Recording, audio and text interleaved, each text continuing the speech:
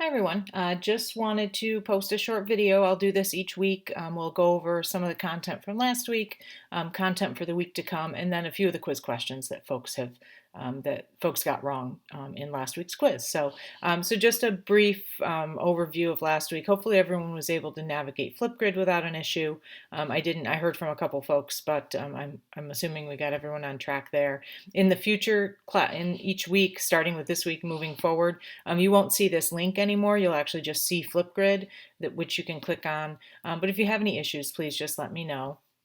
APA, hopefully you did our tutorial. That was the assignment for last week. But also one of the books for this class is the APA Style Guide, 7th edition. And so hopefully you were able to obtain that. You'll want to keep that throughout your program. All of the classes in the Health Service Administration program use APA, and they use the 7th edition, which is fairly new, came out last year.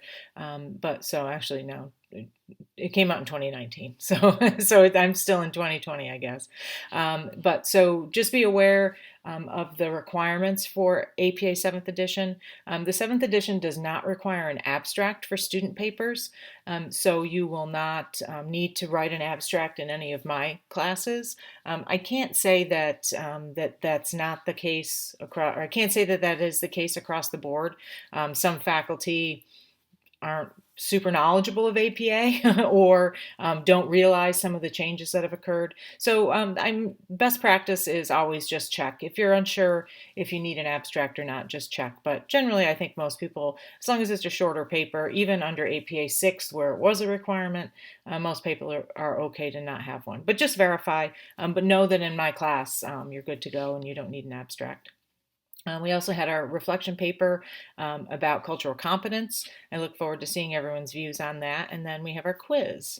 So I'm going to just we'll go over the quiz questions first, and then we can move forward and do the week 2. So quiz questions from this past week that folks got wrong.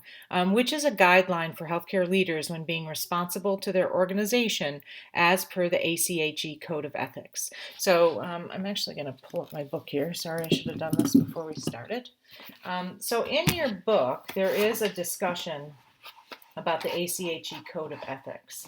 And there's actually a small, and so I wanted to find the page, at least for those of you that have a printed copy of the book. I know that the pages don't necessarily show up. 43. So it's on page 43 in the printed book, and it's in chapter 2. Kind of towards the end of the chapter. Well, no, I guess maybe middle of the chapter-ish, if you have the electronic version of the book. But so that table talks about the ACHE Code of Ethics. So the ACHE is the American College of Healthcare Executives. It is the prevailing professional organization for healthcare administrators. And so we have this Code of Ethics, and you can see in that table down the left-hand side, it says responsible area, and it talks about to the profession, to patients, to the organization, employees, etc. And then on the right-hand side are guidelines, those ethical guidelines for us to follow. So in this case, the question said, which is a guideline for healthcare leaders when being responsible to their organization? So what we were looking for is what are those items where an administrator is using that, that kind of level of ethics and guidelines specifically to the organization. So under the item that says to the organization, it says proper resource allocation, improve standards of management, and prevent fraud and abuse within. So those are the 3 that it could have been. Now that doesn't mean that these other items, providing appropriate access, having a process to evaluate quality, safe workplace environment, those are likely all found in this document as well. But we are specifically looking for the items that are showing responsibility to the organization under that Code of Ethics. So for those of you that chose one of the other ones, those might be where you're showing responsibility to, let me flip back to the page here again, showing responsibility to patients or to the community, etc. So just be aware of that. They're all important, but in this case, we are looking specifically for that organization responsibility area. Which leadership theory correctly matches the stated leadership focus? So the correct match was the situational approach with needs of the subordinates, which is really the focus of that type of leadership theory. And there are a multitude of leadership theories. Obviously we talked a little bit about them last week. When you get into perhaps 2300 or 2350, which are the concepts classes that'll come up next for you in this program. I don't remember which one it's in, but in one of those two, you'll spend 2 weeks talking about leadership and whatnot. It's such an important aspect of the industry. But so all of these other elements, contingency and path goal, leader-member exchange, global leadership, those are all types of leadership theories, but the focus that's noted there doesn't match. The situational approach leadership theory is all about the leader themselves adapts their leadership style based on the needs of the subordinates. So that's why that was the one that matched, but the other ones did not. And that's it for those. So let's hop back over to the classroom. I'm already here. And let's take a look at week 2. So week 2 to come. And this is the one thing that I haven't really mentioned. So in this class, maybe I mentioned it in that intro video, but in this class, we're going to go over what we call 7 functional areas of healthcare administration or the healthcare industry. So each week we're going to be doing work within one of those areas.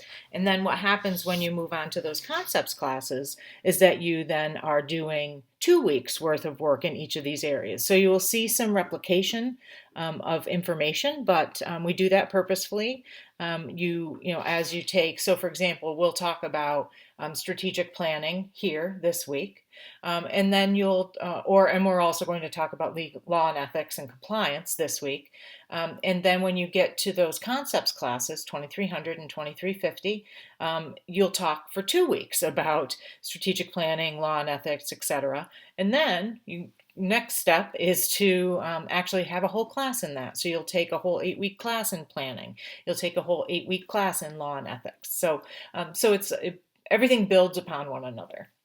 So you will see some replication of concepts because the concepts are what they are. But in this class, we kind of give you a little taste of it. In the concepts classes, it builds on it a little bit. And then by the time you get to the full 8-week class on that topic, you'll have a good background to work from so that you can really dig in and really understand and learn more about these areas. So this week we're doing strategic planning as well as my personal area of choice, law and ethics. I was a compliance officer in my former life. So this is kind of my favorite part of the class, and I also teach our law and ethics class, so you'll get to learn more about that there as well. So for this week we have, there's a little policy video which comes from Harvard, so good quality info about healthcare policy overall. There is a video about compliance a little bit, and it's kind of a shorter video. The policy video is not short; it's pretty long, but the shorter video there about compliance to give you an idea of the role of compliance in the industry. We have a discussion this week, but it won't be Flipgrid. So I apologize. I misspoke a little bit earlier. This week there is no Flipgrid. We're just going to have a regular written discussion because I want you to be able to share information. Maybe links or whatever about a healthcare organization. So it's better to be in the written form. And then there's also a group case study. So the groups, hopefully I've gotten everyone represented now. When I set this class up, we only had 4 students, and now we've got 9, I think. So the class kind of exploded between the Saturday before classes started and when classes started. So I went back through and reassigned the groups. So hopefully you'll see your group here. Which case study you're going to do is listed here. The case studies are found right below. When we do group work in my classes, everyone completes a self and peer review. So you are going to, it's this document, and I'll open it up so you can see it. So this is your self and peer review. You're going to evaluate your own work in the group project, and you're going to evaluate your peers and who worked on what, etc. I do use this for grading purposes. Everyone's going to do their own, and you'll submit it right here to this Dropbox. You would just click on it and upload it like you would any other assignment. I do use them for grading. They're very important. If you don't submit it, you won't get a grade. But also know that I don't use just one person's thoughts on the topic. If I find that there's a situation where someone's saying another person in the group did no work on the project, I'll typically approach the person and get more information. It's not the end all be all, but it's also not fair for people to get an A on a project when they weren't even involved in it. So this is the best way that I can figure to figure out who was involved in what, etc. So be aware of that. You're going to need to do that. We have a quiz. You have a quiz each week, and then this Ed puzzle, which is what you're doing now. So it's just not posted yet because I'm recording it. So that's all I've got. If you have any questions, please feel free to reach out. Remember that our weeks run Monday to Sunday, so discussion posts, etc., up by Wednesday. Your initial post, your responses up by Sunday. You need to have at least 3 different days in the week in which you're posting. If you don't, you will see a deduction in points. But your quiz, your group projects, all of those types of things, those are all due by Sunday night, 11:59 RMU time. So again, any questions, please let me know, and I look forward to seeing everyone in the classroom this week. Thanks.